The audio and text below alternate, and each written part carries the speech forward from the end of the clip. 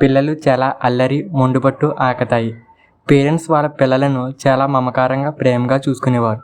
ఈ family below middle class. ఒకరోజు ఆడుకుంది చాలు కానీ భోజనానికి రండి. అమ్మా, మా స్కూల్లో అందరూ టూర్కి వెళ్తున్నారమ్మా, మేము కూడా వెళ్తాం. అమ్మ ఆడ వెళ్తే నేను కూడా వెళ్తానమ్మా. నాకు కుదరదమ్మా, నేనే వెళ్తాను. నేను కూడా వెళ్తానమ్మా. నేనే వెళ్తానమ్మా. నేను కూడా వెళ్తానమ్మా. ఇద్దరు వెళ్తే 1000 రూపాయలు అవుతాయి నాన్న. పర్లేదమ్మా, నేను వెళ్తాను. నేను కూడా వెళ్తానమ్మా. నేనే వెళ్తానమ్మా. నాన్న నాకు సైకిల్ కావాలి. డబ్బులు లేవు నాన్న నా దగ్గర ఇప్పుడు. నాన్న నాకు కావాలి కావాలి కావాలి. పైకి లే నాన్న, పైకిలే. నేను 5 తెస్తానులే డబ్బులు, సైకిల్ కొంటానులే నీకు. సార్ కొంచెం మీతో మాట్లాడాలి సార్. రా కూర్చో. సార్ నాకు కొంచెం డబ్బులు కావాలి సార్, ఇంకా అంతమాలు డబ్బులు అంటున్నావు. మొన్నే కదా శాలరీ తీసుకున్నావు. ఎన్నిసార్లు ఇవ్వాలి డబ్బులు? ఇంకా అంతమాలు డబ్బులు డబ్బులు అంటున్నావు. ఎందుకు ఇవ్వాలి? సార్ కొంచెం ఇవ్వండి sir, please sir, urgent sir. మొన్నే కదా తీసుకున్నావు శాలరీ. సార్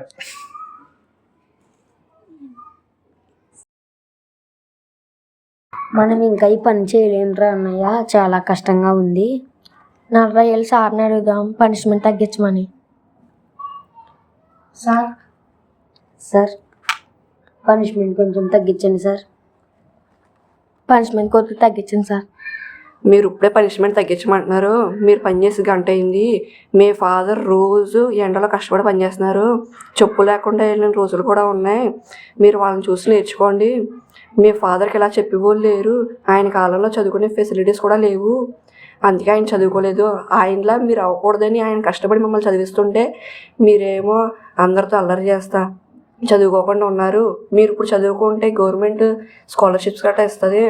దాంతో మీరు మీ ఫాదర్ వాళ్ళకి బరువు అవ్వకుండా మీరు హలో సార్ చెప్పండి. మీకు ఫీజే కదండి, కట్టేస్తానండి, అరేంజ్ చేస్తానండి. ఫీజు టుమారో కట్టేస్తానండి మీకు ఫీజు.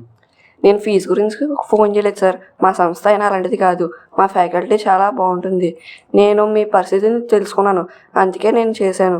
మీరు ఫీజు గురించి ఏమో అంతా వరి అవ్వాల్సిన అవసరం లేదు. మీ పిల్లల్ని నేను చూస్తున్నాను, వాళ్ళు కూడా నా పిల్లలు లాంటి వాళ్ళే. ఇక్కడ స్కూల్ అనేది ఫ్యామిలీ సార్. అందుకే మీరు మనం కలిసి ఉండాలి కాబట్టి మేము ఎలా చేస్తున్నాం సార్. మేము స్కూల్లో టీచర్ ఏమో కానీ ఇంటికాడ కూడా పేరెంట్స్. స్కూల్లో ప్రతి పిల్లలు కూడా మా పిల్లలు లాంటి వాళ్ళే. Thank you.